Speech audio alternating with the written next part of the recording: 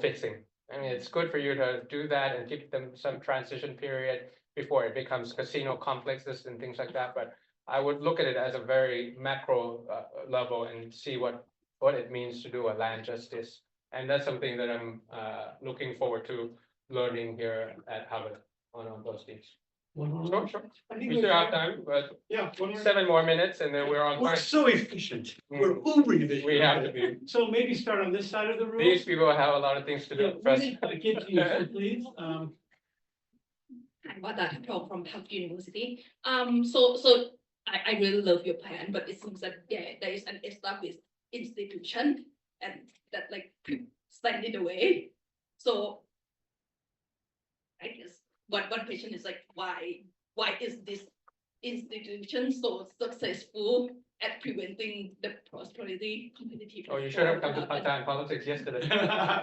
Yes, I'll answer your question. I understand. Is there anything that we as Thai citizens can do? Okay, thank you. Please, sir.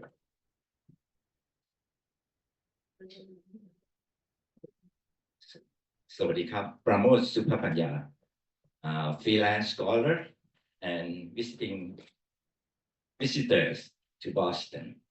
And my question is, to my understanding, since the first national plan in 1963, and happened to me that the rich and the poor gap widening and widening.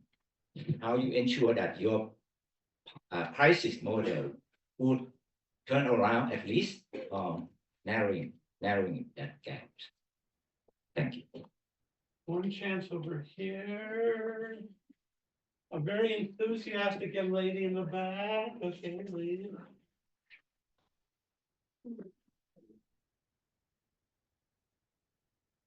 Thank you so much. My name is Ice Juthapornupiti. I remember you mentioned about startup and you endorse tech community.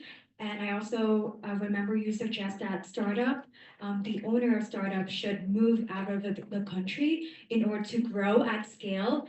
And I would like to ask from your knowledge of your resources, how would you help endorse them to grow at scale if you want to push this forward to a public of people in Thailand? And I actually own a startup company here too, and I did what you suggest. I moved out of the country to start a business here.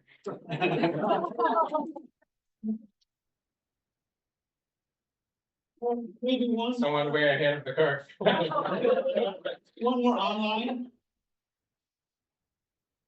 Sorry. Excellent. He's getting his steps in.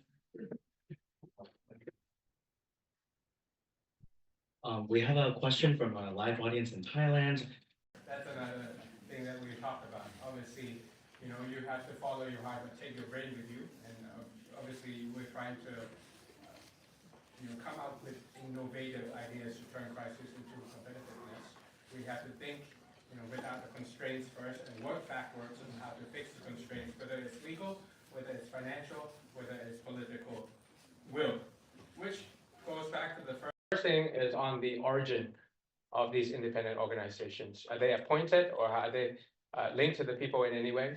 Second is on the transparency. Obviously, there was a court order to dissolve political parties on and on, but you're never allowed to criticize the court. So there's no transparency on arguing back or using logic to really talk about whether it's legal, whether it makes sense, whether it's logical or not. And the third one is about accountability. How do you make sure that, such a very big power, 9 people, 5 people commission, whether it's election commission, whether it's anti-corruption commission, whether it's the court, just 7 to 9 people can, get rid of election winner and also the prime minister. Setato was also removed. So it's not just a partisan issue, it's a bipartisan issue. But if you don't take care of the origin, the transparency and the accountability of their decision, then we can never move beyond the cycle, the vicious cycle that we see. And obviously winning elections to be in the government and have enough votes to amend the constitution or to amend laws is something that is a stepping stone towards that institutional reform, constitutional justice that we are talking about. In terms of 1963, the Papat first plan on equality.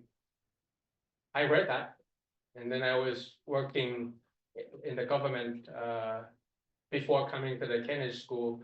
I think that was maybe the 5th version, the 6th version, and they were still talking about inequality. And then it was when I reached Kennedy School, then I started to learn that inequality comes in various ways. Income equality is one, and that's usually what they talk about, measured by Gini coefficient. But then there's wealth inequality, land inequality, resource inequality, public health inequality, education inequality, access to power inequality. So if you just touch on just one particular popular inequality KPI, which the government talks about a lot, which is the income inequality, and you look at the Gini coefficient, looks okay. It's not that bad. But the devils is in the detail, just as the first slide that I showed you in terms of deposit, in terms of land ownership. That's when you started to understand, oh, inequality is not income. And when the government talks about Gini coefficient, it's not that bad. But if you look at all these land ownership concentration, wealth concentration, over centralization in Bangkok public schools, that's when you start to understand that if this plan becomes the 100th plan, the gap is not going to go away.